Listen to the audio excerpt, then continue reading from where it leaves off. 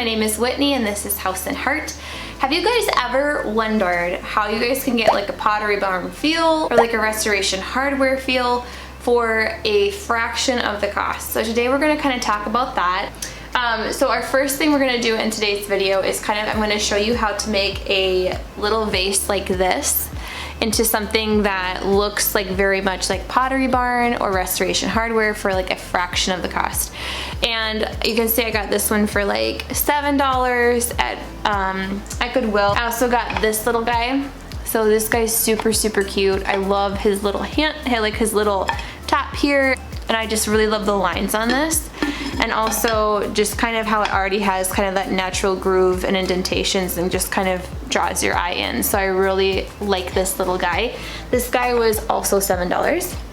And then I did pick up one more vase. So I saw a picture on Instagram of someone that had a vase like this, but when you look online, like any of these vases can be like anywhere from like $60 to like $150. And so I wasn't looking to spend that much money for the same look. So I did get this little guy, and he is like narrow and he's a little taller.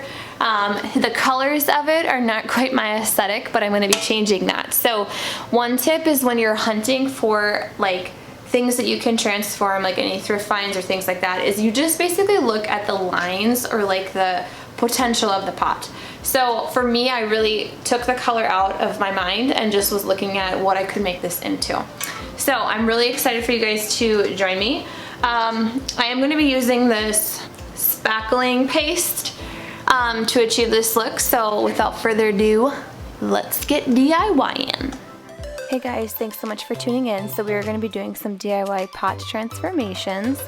And I'm just starting by wiping down all of my pots that I got from GoodWill. Also just getting any stickers or things like that off as well.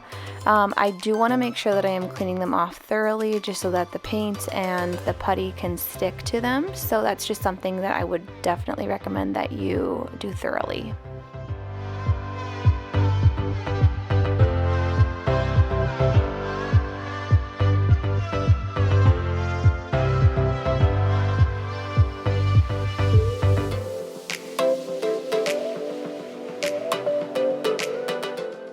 The next step I'm taking is just applying the spackling putty to the pot. I would very much recommend that you use a glove for easier cleanup in the end. I was really thankful that I did use my little white latex glove here. I thought this putty did an amazing job in coverage and sticking to the pot effortlessly.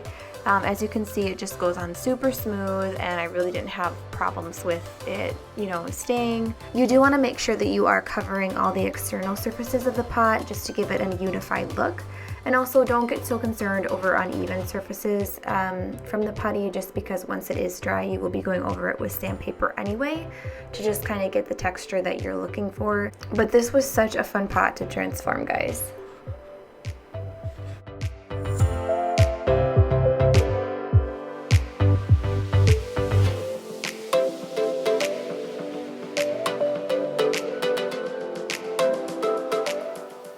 So I had forgotten to turn on my microphone in this clip, but I did want to show you guys these two candlesticks that I got from GoodWill. I think they were both about $4, and I loved how intriguing they were to the eye. So I like the indents and the curves and also just the height of them. So I just absolutely cannot wait to get these DIY'd. Next up, I'm just going to be giving these candlesticks a base coat of the Rust-Oleum chalked spray paint in the color charcoal. This went on very easily, and I was very pleased with the color.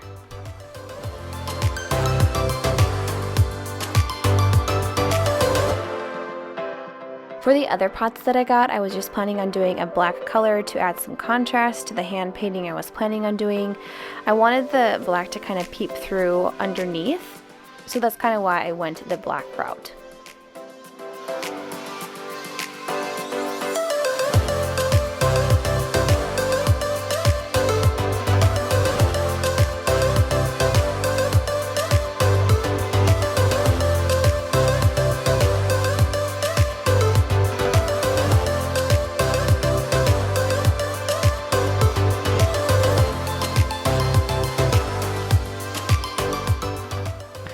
At this point, point the spray paint had dried and it was time to add my taupe, brown, and white colors. So here I just grabbed a paper towel, I got it damp, and then dabbed it into the paint and then patted it onto the pot. Isn't a way you can mess this up since it is just according to kind of your taste and what you are desiring the pot to look like.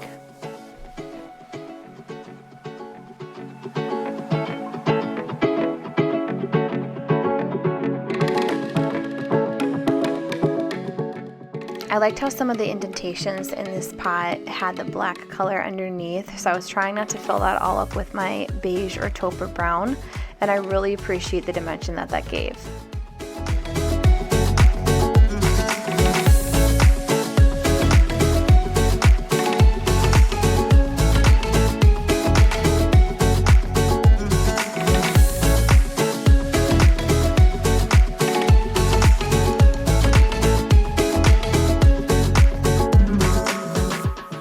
So for this pot, I was going to do something a little bit different. This was going to be more of like a black and gray toned pot to kind of make it look more antique. So this one I did kind of use more of just the white and then the black. So it does look a little bit gray, and then I will just kind of add some of the black and the white sporadically. I did kind of want that contrast. So if there was like a little bit more of a white section or a black section, I was totally fine with that because I did again want it to be intriguing.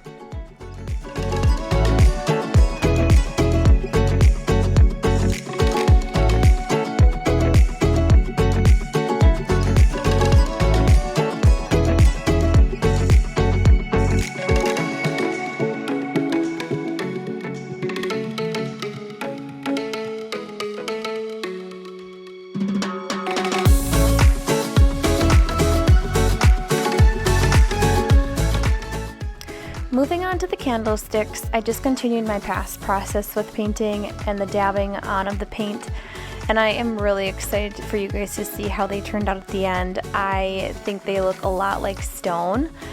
So I did let all these pots that I did this painting method on dry for about 1 to 2 hours.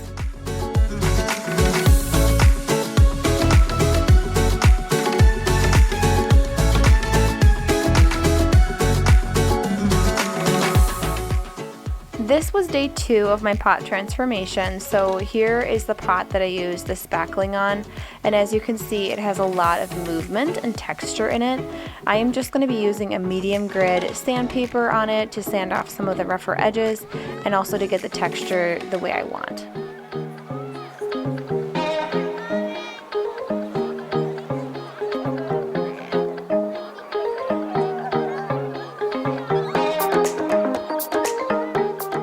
Now moving on to painting my pot, I use the same dabbing method as before and just get those 3 different colors in all of the cracks and crevices of this pot to add to the dimension. I was wanting this pot to be mostly an antique white color with some of like the brown and the taupe undertones.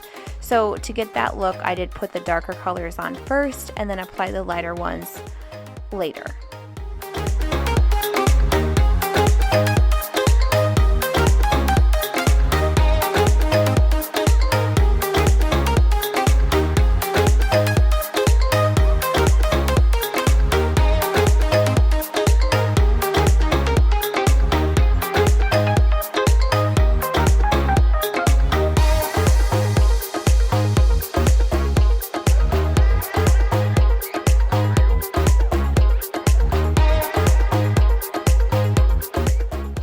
And just like that, you have a beautiful pot. It definitely fits the aesthetic or the vibe that you would find at Anthropologie or Pottery Barn.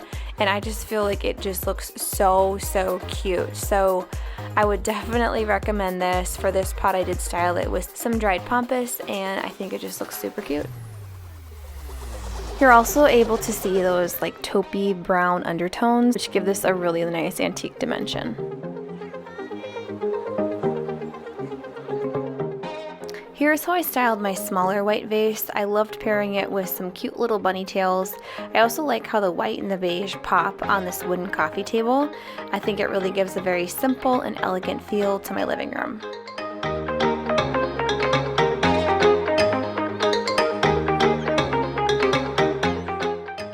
Here's how I styled the black candlestick. I think it just looks so beautiful and so pretty. I love the dimension and just kind of how it turned out. It does kind of look more like a stone feel. I really appreciate this.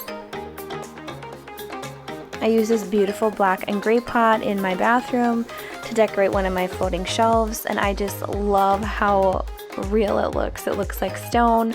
It looks very high-end, and I'm just really pleased with just the feel and the aesthetic that it brings to that shelf.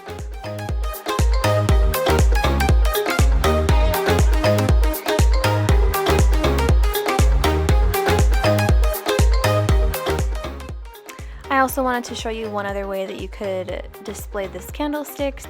I hope that this was a very inspiring video for you guys. I hope it motivated you to kind of tackle some DIY projects, as well as just kind of to get the vibe or aesthetic you want on a budget. I would really appreciate it if you found it motivating to go ahead and subscribe to this channel and also like this video. That does greatly help my channel grow, and I would just really appreciate that. As always, I hope you guys have an amazing day and keep your house and heart decluttered and clean.